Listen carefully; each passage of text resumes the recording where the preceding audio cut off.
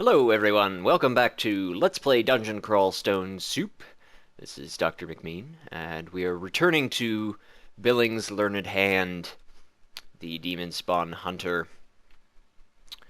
Let's see, where did we leave off? I haven't picked this up since yesterday. I found out that it takes an ungodly amount of time to upload these videos to YouTube, so if anybody knows a quicker way to do that, please leave it in the comments. I would love to be able to post these as I do them instead of having to wait a couple hours for each one. I currently use Loilo Game Recorder. It's a great program, but it records them in .avi format, which I'm sure could be compressed somehow, but I don't know what YouTube accepts. Anyway, that's all irrelevant to our Demonspawn here. First things first, I'm going to check what skills we have going on. Since it's been a day since I played him. Coming back to a character is always a little bit tricky because you're never quite sure. There's sort of a rhythm you get into with your power level. You know what you can fight, what you can't fight, what you need to run away from, what you've identified, what you haven't. Okay, so yeah, we're doing pretty well. I would like to find a spell book sometime soon. That would be that's right. Well, yeah, we have Eustachio up there somewhere, somewhere on this level. I'd like to find a spell book at some point. I mean, we've been raising our intelligence. It's still pretty low. Back up here, kite this hound back a little bit, and then we can just beat him up. Yeah. Yeah, our intelligence isn't great. For a reference point. Here, we found the downstairs of the arena floor. That's really useful. We can run away to there if we need to. But yeah, for comparison, I believe if you start as a deep elf wizard, your beginning intelligence is something like 20. So, as you can see, we're not as smart as one of the elves, but that's okay. We'll get smarter as time goes on. We may find some neat intelligence boosting equipment. One interesting thing about Crawl is that beyond the very early game, stat boosting equipment by itself is not generally worth it. Oh, shucks. You know, I think that's our first artifact, and we're not going to be able to use it soon. As you can see, we have razor sharp toenails. That's the second level of our body slot mutation. When it reaches the third level, when it reaches claws, when we have, or talons, I think it is, for feet, we can no longer wear boots at all. Currently, we can put these on. They will prevent us from using our kick. That's actually, even though it says there the boots of insatiable hunger, there's no hunger cost. It would say it here. The artifacts are oddly named sometimes, but these are worth wearing. We don't spend enough time in melee combat right now to make a whole lot of use of that auxiliary attack, especially since I believe it's affected by unarmed combat skill, of which we have none. So in the meantime, that extra magic resistance is going to be quite useful. That makes us very resistant to hostile enchantments. As you can see, if you look down on the leftmost column there, at the bottom of it is MR. That's our magic resistance, and there are two little pips there, two little pluses that we get from those boots. Demonspawn have some innate magic resistance, I believe. I think it's something like 2 or 3 per level. I'm not really sure, but very resistant is good. Yeah, it's +3 magic resistance per level. Very resistant to hostile enchantments is good. Some places like the Elven Hulls, for example, you want to be incredibly resistant or better, which I believe is 4 pips. And hostile enchantments, it's an interesting reference in this game. It does not refer to things like Magic Dart or Eisenkundren's Mystic Blast or other conjuration spells. I believe it doesn't even apply to the elemental spells. Ah, here we have a unique. Natasha is fairly weak. She is a Felid. It's an interesting race, can wear no armor whatsoever, but can jump and is very good with spells. Um, I forget what other intrinsic abilities they have, but uh, they're more of a challenge race. I don't recommend starting off with a Felid if you have not played this game before or frequently. But they can be fun. They're kind of neat. They can jump around. Okay, so we're gonna kite her back up a little bit. You can find Natasha on dungeon level 2 or 3, so 6 is not too bad. So you see, it says we killed Natasha and she growls in agony. Felids, one interesting facet is that they have, as you can see, multiple lives. When you play a Felid as a character, wow, that we were fairly inaccurate there. When you play a Felid as a character, every 3 levels, I believe, you get an additional life. They are unique amongst all the races in Dungeon Crawl in that they can they do not immediately have to restart the game once they die, unless of course they're out of lives. Anyway, so you can see Natasha's spirit has finally been put to rest. I think it's the 3 times that you have to kill her. Generally, she searches for her master Boris through the dungeon. If you were born after 1992, you probably do not get that reference whatsoever. Okay. Are we worried about ice beasts? We don't have any cold resistance. When I do this, by the way, this is Shift 5, the percentage key, and it brings up just sort of an overview of your character resistances, what armor and weapons you're wearing, mutations, etc. It's useful. So that ice beast is awake but has not seen us, thus the question mark. Somehow it became confused from an unseen source, but that is highly unlikely. So we're going to back up. It looks like we managed to escape the watchful eye of the ice beast for now. So we can beat up this goblin and switch back to our bow. Ice beasts, they're not too strong in comparison to where we are now, but what they do is they freeze your potions because their attacks are ice-based. And that is really inconvenient. So here, I think I'm actually going to drop.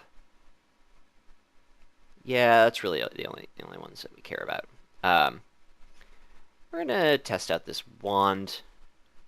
Random effects. Okay, that's not great.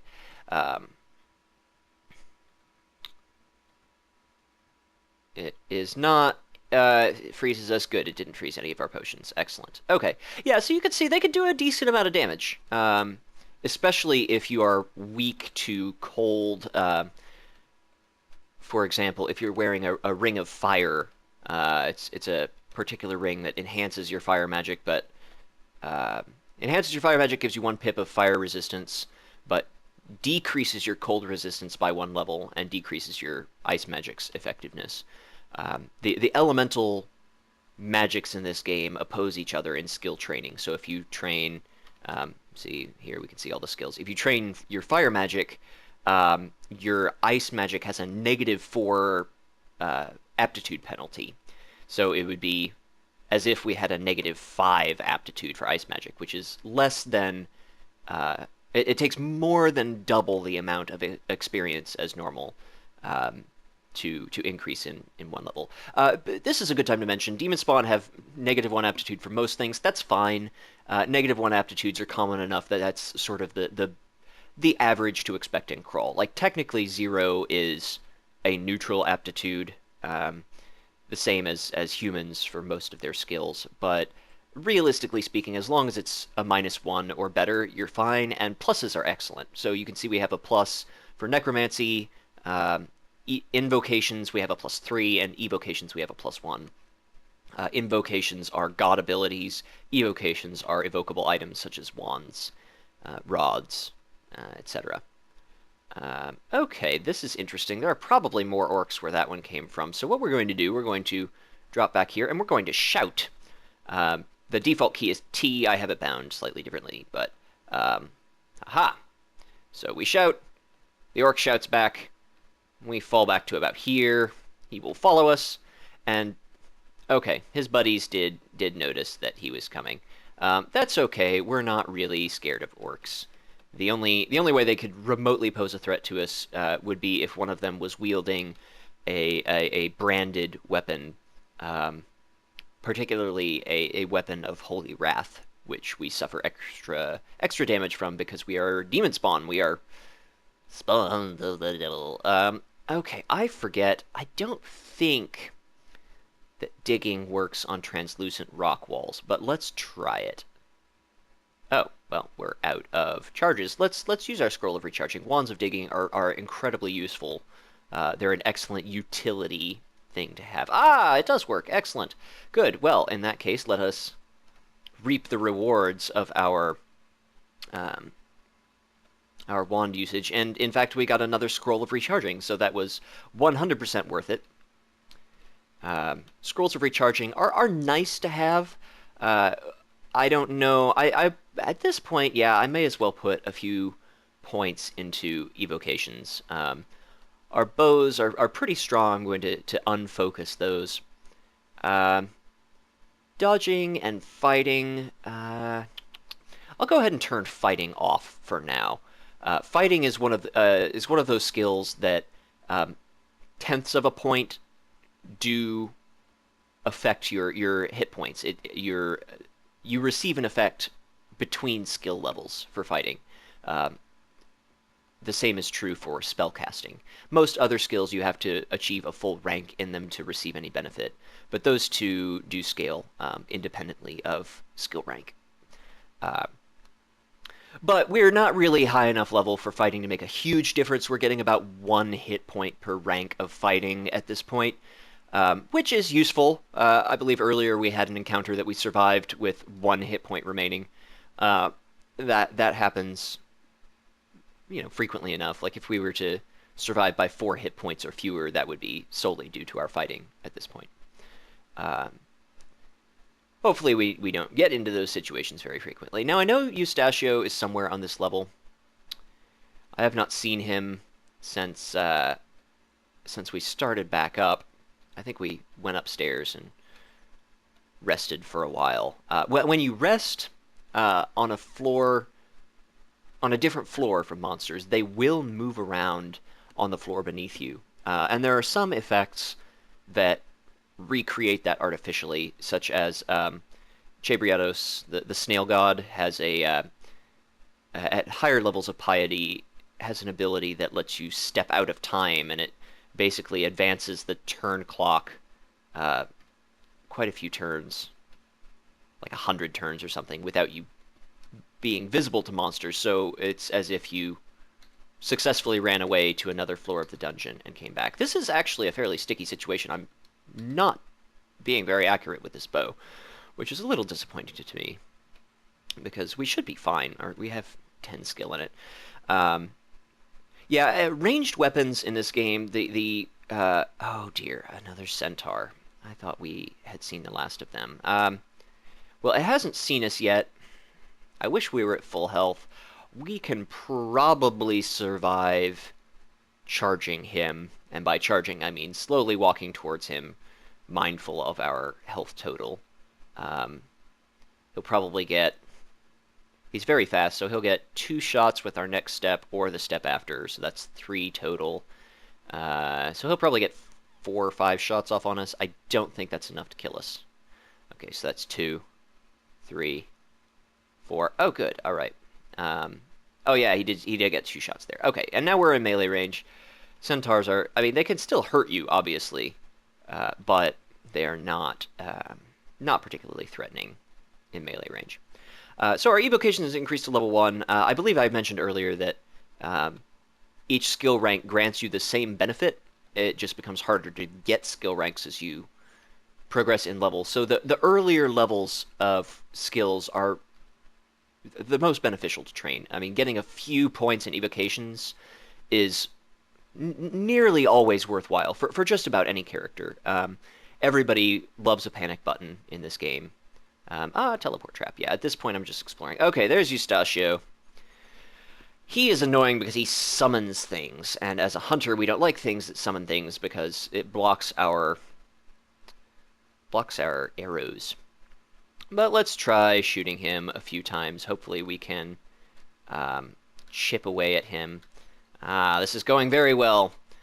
Excellent, yes. This is something new, I believe, in 0.14, maybe 0.13, in that summoned creatures immediately disappear upon the death of their summoner. It used to be they would stick around afterwards, and so you could be overwhelmed by someone's summoned creatures long after you had dispatched of them. Crimson Imps are just annoying. They're not really dangerous unless they pick up a powerful weapon that has been dropped somewhere in the dungeon. Which, if you see Crimson Imps flying around and you know that there are powerful weapons that were wielded by monsters that you have slain or that you have found and since dropped, you should pick those up and either deposit them on a different level or carry them with you. Alright, to the next level of the dungeon, level 7. Right now we're looking for the lair. I would really like to find it. Another streamer, maybe Zoopy Jubles or Quill. I forget his name. Anyway, another streamer that I'm fond of watching called the lair a known quantity. The lair is still dangerous. Don't get me wrong. It can and will kill you. But there are very few surprises, let's say, in the lair. You know what you're getting. Whereas with the dungeon, you know, even dungeon level 7, if something like an unseen horror pops up and we did not have see invisibility, that's something you really can't plan for. You can plan for everything in the lair. Alright, we're getting kind of low on arrows, which is slightly annoying. We're at 19. Only one chunk of ogre flesh from that big guy. I must have botched the... Here, we'll try this staircase. We'll see what's over here. I generally like to explore all the staircases if I can. The temple! I didn't even realize that we didn't have a god yet. Okay, excellent. Here we go. The Ecumenical Temple is a really neat place. It contains altars to multiple gods. Of course, now comes the difficult decision of who to worship. So I'll go through some of our options here. Over here we have Makleb. Makleb is the god of destruction and grants several invocations, god abilities, destructive spells, bolts of fire and ice, sort of at random, and summoned demons. Both of those are incredibly useful for a hunter. The former, not as much. The bolts of magic is not quite as useful for us because we already have a reasonably powerful ranged attack in our bow. But the summoned demons are quite useful for when we need to either run away from something and just need a meat shield, or if we are trying to approach something cautiously to get a better angle on them and we can use the demons to distract them. The summons are quite useful in spite of my distaste for them. We have Iridelimnul, the god of the dark. I forget exactly what he does. I believe you can summon shadows, evil shadows, to assist you and that sort of thing. I have never been a fan of that particular god. I haven't played a game where I've worshipped him, so that could be an option this time. That's possible. Dithmenos. This is a new god in 0.14. And we won't be worshipping him. He's best for assassins, for stabber types. You can step through shadows. You have an aura of darkness that makes you stealthier. We're not particularly interested in stabbing. Fun fact about Dithmenos, it used to be Dithmengos. There used to be a G in there, which is an anagram of something. The something god. They couldn't figure out the name. Here's an altar of Chabriados, the snail god. I really like Chabriados on some characters. Transmuters, I'm a huge fan of Chabriados. Some melee characters I really like, Chebriatos. You get bonus. He makes you slower as you gain piety with him, and also increases your stats the slower you are. And you gain piety by killing creatures that are faster than you. So eventually everything is faster than you, including worms. It's the one way that you can fail to outrun a worm is by worshipping Che. But as a hunter, part of our strength is our ability to keep our distance from something, and so Che is a terrible choice. There's Nemelex, which I believe we discussed earlier, lots of cards. Sifmuna is sort of the utilitarian caster, spellcaster goddess. I always think of Sifmuna as a goddess. Um, she only grants you 2 invocable abilities. One lets you channel energy, which you pay a hunger cost to gain magic points. And the other that you obtain later on is a Scroll of Amnesia effect. She lets you forget spells, which is very useful later on when you're trying to optimize your spell set. You only have a certain number of spell levels that you can memorize, which is based on your character level and your spell casting, and I believe your intelligence also factors in. But when you're tossing around 8th level, 9th level spells, you have to be very, very economic with your spell levels. Then we have Vehumet, who is the god of destructive magics. Grants you bonuses to conjuration spells, mostly. Conjuration spells are offensive projectiles, essentially. And increases the range of them, other good stuff. I do like Vehumet, but neither Sifmuna nor Vehumet is great for us right now because we don't have any spell books. We could worship oh, that's the other thing Sifmuna does. She gifts you with spell books throughout the course of the game, and eventually, if you worship her long enough, you will acquire every single spell in the game. You'll have access to every spell, which is incredibly powerful once you get to that point. Many people who do 15 rune clears. You only need 3 runes to beat the game. People who go for all 15 often worship Sifmuna until they have all the spells and then switch to another god. Because spells are very, very strong in this game. They're just hard to use. It adds a lot more micromanagement to the game. And so, in theory, we could worship Sifmuna. You gain piety by training your spell skills, so I could just turn on spell casting and leave it on and gain piety that way slowly. But I really don't want to do that because we don't have a book yet, and I think that would be a bit of a gamble, considering we may not even go too far into spell casting at all. I know we've been raising intelligence, but we may decide to stick with just the first couple of levels of utility spells, like Repel Missiles and Apportation and other things. So we have Fedas, which is actually an option for us. Fedas is Fedas Madash. It's kind of fun to say. Fedas Madash is the plant goddess. And she does interesting things like lets you shoot projectiles through plants instead of hitting the plants, which is very, very useful for us as a hunter. We can screen monsters away with bushes and seaweed, etc. She depreciates, she punishes you for killing plants and whatnot. I have not worshipped Fedas in quite some time with any of my characters. Not for any particular reason, aside from the fact that I've come across other altars first for a lot of them. There's the Shining One, which is an interesting god, but I'm not even going to go into it because we're a Demonspawn, and the Shining One will not accept our worship. He's a good god. Grants you various holy wrath type abilities. Okawaru is actually an option that I'm strongly considering. I am a huge fan of Okawaru. He's the god of battle. Not an evil god necessarily, but he does appreciate blood sacrifice. So if you pray over a fresh corpse, it will sacrifice the corpse and give you a chance of piety.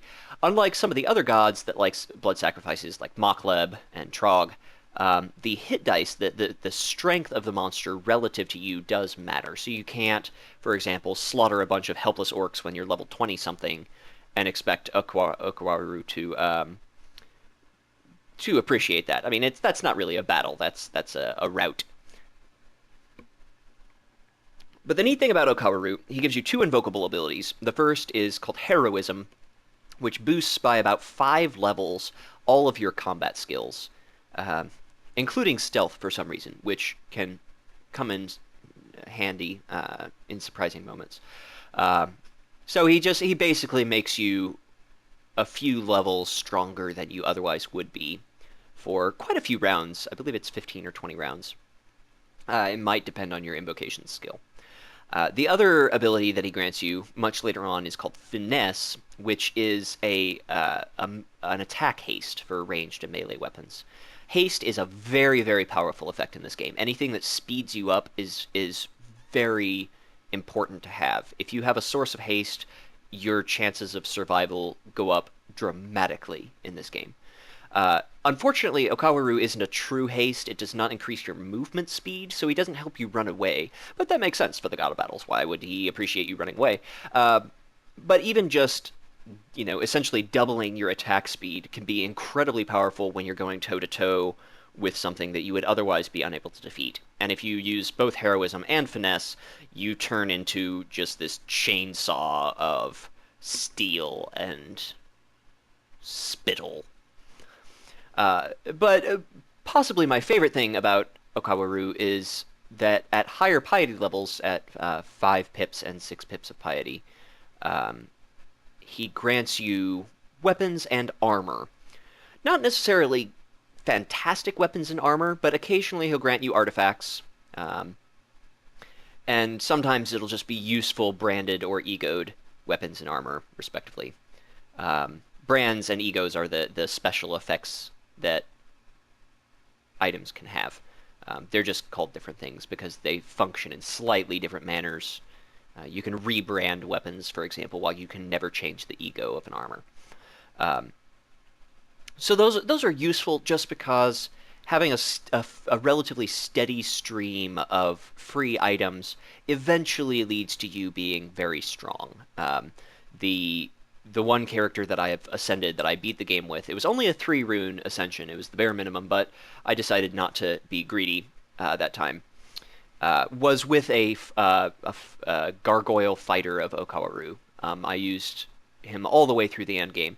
One thing to note is that in the very end game, Okawaru, I do not believe that heroism increases your skills beyond level 27. I don't think you can increase beyond the maximum level of skills altogether. So that ability ceases to be useful at a given point in the game.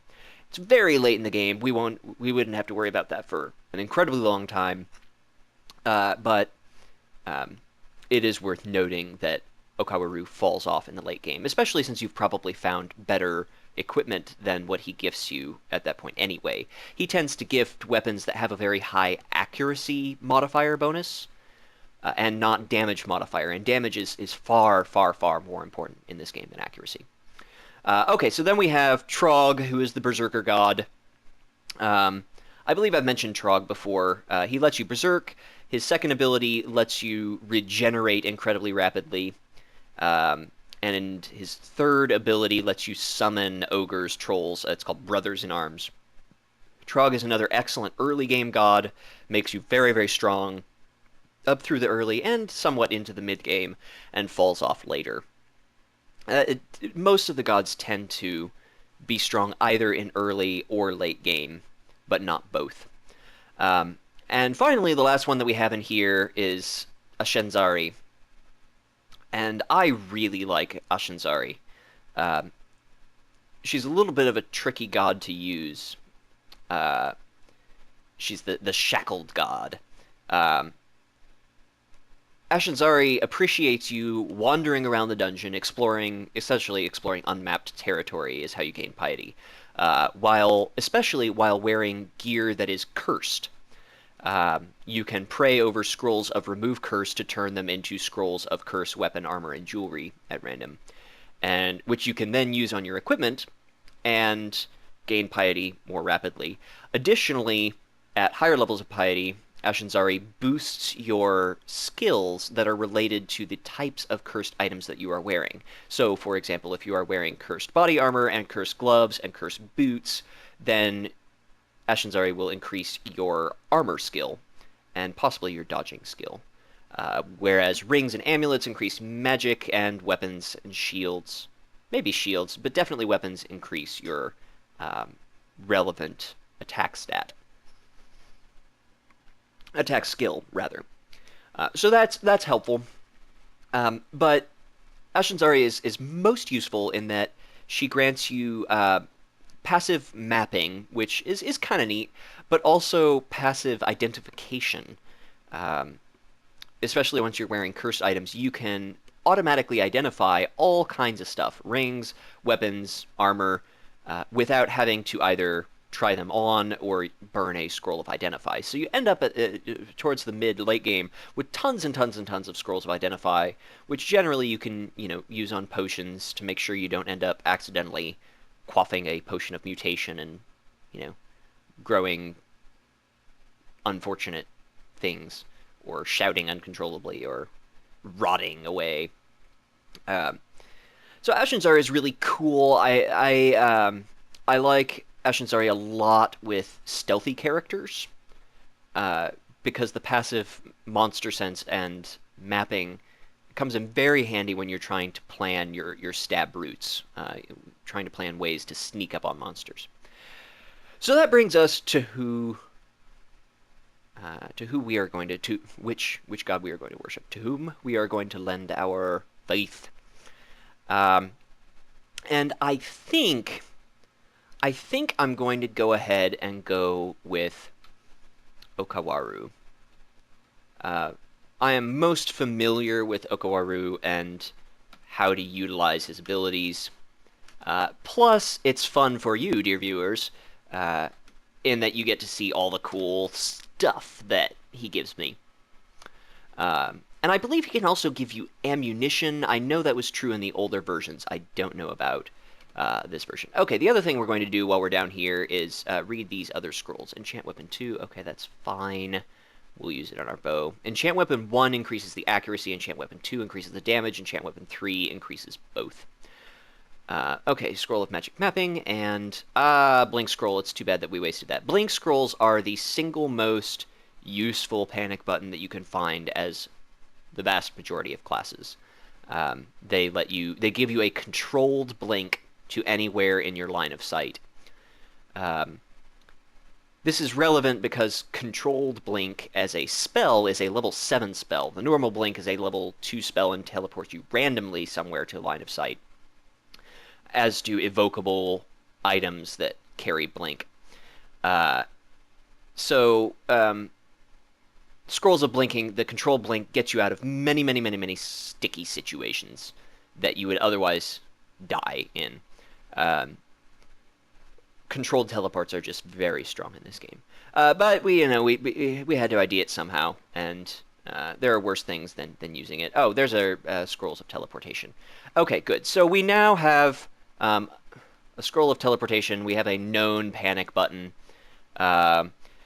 These take a couple of turns to kick in, but they teleport you somewhere. They're very useful if you've explored most of the map and run into a particularly nasty unique, or you get bored and just hold down the direction key without auto-exploring and run into a pack of centaurs or something.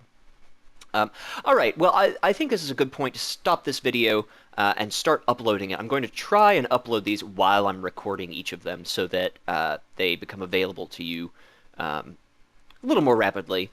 And if you have any requests or questions or concerns, please leave them in the comments and I will try and address them in the next video. But for now, toodaloo, dear viewers.